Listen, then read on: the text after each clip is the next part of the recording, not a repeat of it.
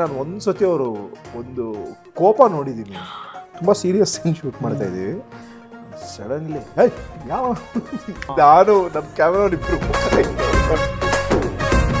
Sir ಬಂದು ಇಳಿತಾರೆ, ಬಂದು ಇಳಿದಲ್ಲ ಆದ್ಮೇಲೆ ಫುಲ್ಲು ಕೋಲ್ಡ್ ಫೈರ್ ಎಲ್ಲ ಬರ್ತದೆ, ಸಾಂಗ್ ಆಗ್ತದೆ, ನಾನು ಅಲ್ಲಿ ಪಕ್ಕದಲ್ಲಿ ನಿಂತೀನಿ, ಸಾರಿ ಸರ್ ಹೇಳಿದ್ರೆ ಪ್ಲೀಸ್ ಸುಮ್ಮನೆ ರೀ, ನನ್ನ ಕಾಲೆಲ್ಲ ನಡುಗ್ತಾ ಇದೆ.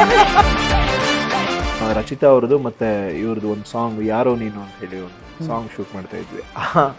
ಅಲ್ಲಿ ಲೋಕಲ್ ಯಕ್ಷಗಾನದ ಕಲಾವಿದರೆಲ್ಲ ಫ್ರೇಮ್ಗೆ ನಾವು ಕರೆಸಿದ್ವಿ.